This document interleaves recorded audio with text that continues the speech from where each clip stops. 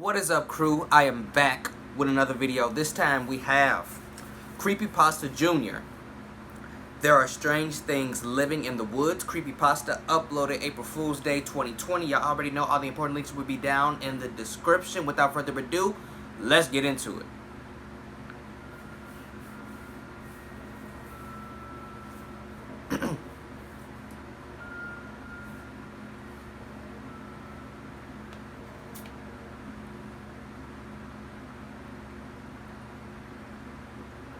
I've lived in the same small town my entire life, which, granted, hasn't been for very long.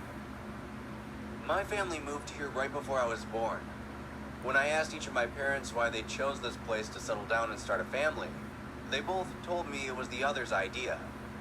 My mom told me that my father wanted to get back to nature, so a small rural town was perfect. On the other hand, my father told me that it was my mom's idea, that she was exhausted from the fast-paced lifestyle of living in the city. Ultimately, they both just wanted a nice, quiet place to start a family. Our town is, for lack of a better term, tiny. There are only a handful of shops in the town center and hardly much else. Most of the time, if you want to see or purchase anything worthwhile, you'd have to take the main road to the next city over. It was a hassle, but that's what happens when you live so far removed from society. Our house is situated a bit further away from the town itself. We live in a small neighborhood in the middle of the woods, basically. There are other houses where we live, so it's not wholly isolated, but still, you'd be hard-pressed to get a pizza delivered out this way. By the time I was old enough to walk around outside on my own, I had met all of my neighbors. Well, almost all of them. Living in the house directly adjacent to ours was a woman in her mid-30s. She was incredibly nice and would visit us often. Her and my mom became very close friends. I later found out that she has a son of her own who was much older than I am, but he went traveling abroad some time ago. A bit farther down the road, if you can even call a dirt trail a road, lives another family. They are an older couple. It's funny when I think about it, as it's probably a perfect example of my parents in about 30 years. They both spend their days sitting on their front porch, watching nature from the comfort of their own house. Throughout the year, my mom would send me over to their place from time to time with baked goods, and they'd always let me take a few pieces as payment for delivery. They were very kind, and gave off that loving grandparent kind of vibe, though I'm not sure they ever had any children.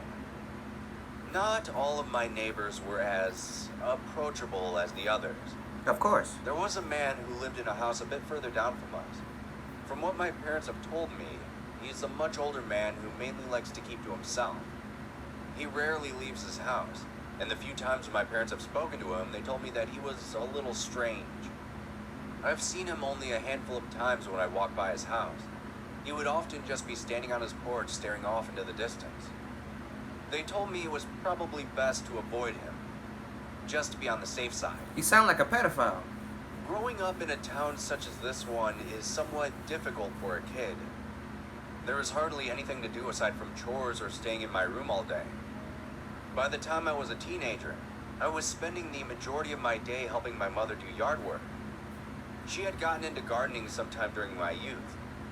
Over time, she had turned our whole front yard into a crop field, basically. She was growing almost everything. At first, it was just to supplement our food stores, so we didn't have to travel into town very often. But eventually, it grew even larger than that. We started giving away free produce to our neighbors who gladly accepted. Then, she even started selling the surplus to the market in town. While they do get regular shipments in, it was nice to have another source of fresh produce. So not only was she making our shopping trips cheaper, she was also getting paid in the process. My father, on the other hand, worked in the next city over. He worked for some corporation. He never really talked much about his job other than the long hours he had. I remember he took me with him to the city a few times, and each of those times I was utterly overwhelmed. My life was progressing normally until one day, I ventured farther away from home than I should have. It was the middle of summer. and after finishing all my chores, I decided to go out for a walk. This wasn't something new, as I've often taken walks around the neighborhood. Oh, you one of them. It was a sort of cathartic ritual I had, something that would put my mind at ease.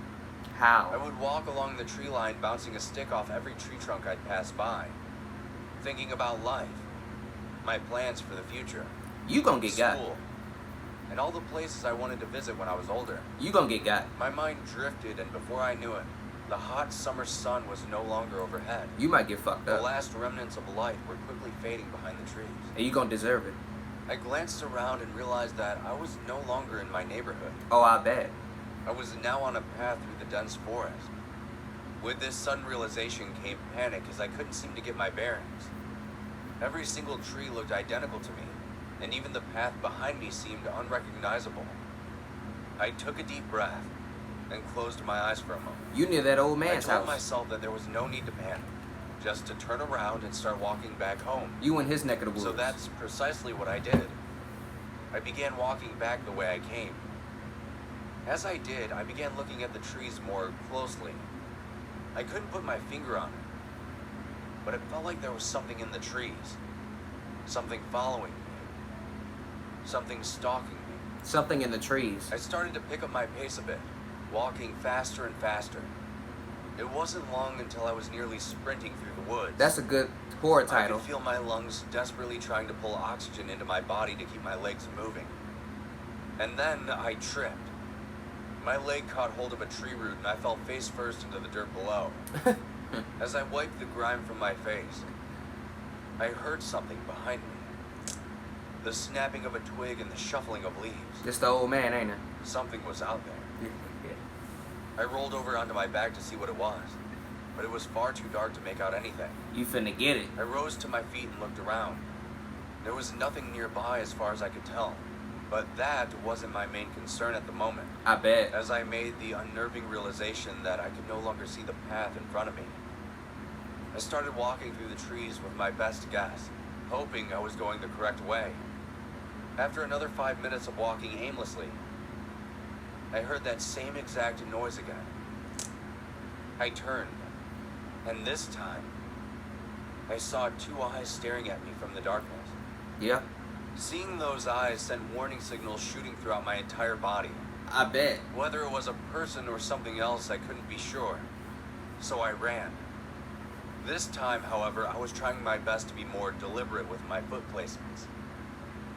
After running for a few more minutes, I stopped. Those two eyes, which I had just seen behind me in the darkness, were now directly in front of me.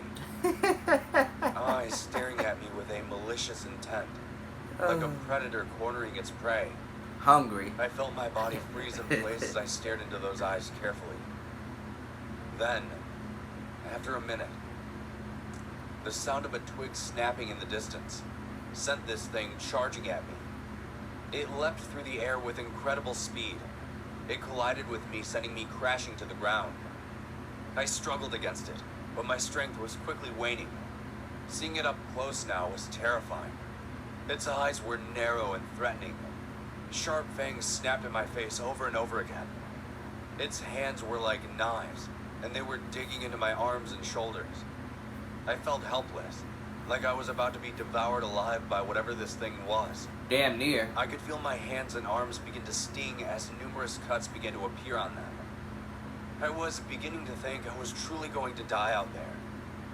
With my options quickly running out, I took one last deep breath and summoned as much of my strength as I could muster. I shoved this thing as hard as I could. It flew off me, tumbling end over end into the dirt. I took this chance and scrambled to my feet. I started running, faster than I ever had in my life. I ran until my legs threatened to give out on me. In the distance, through the trees, I spotted a light. I could feel relief wash over me as my pace slowed. I made it just outside of the tree line and collapsed. As I was lying there with my vision fading, I could see someone running towards me. I came back to consciousness a little while later. It's the old man? A bright light overhead irritating my eyes. I instinctively covered them with my hands. And that's when I noticed that my hands and arms had been bandaged up. I looked around wondering what had happened and where I was. Then I heard a door open, and someone entered the room. I sat up and saw that it was that strange old guy my parents had mentioned before. Knew it. He walked up to me and with a smile said, "Hello there. My name is Oak.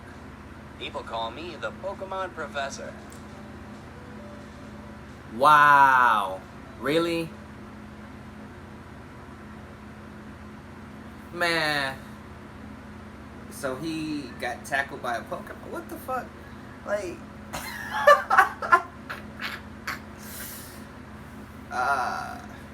for real? Alright. That was good. I should have figured something, you know, out of the natural was gonna happen. April Fools. Okay. Alright, Creepypasta Jr., you got me. You had my full, undivided attention. See, I wasn't looking at the screen when he said that my name is Oak. He like, I'm something, the Pokemon Professor or whatever. I looked up, and that's why I like, oh shit. I like, Oak?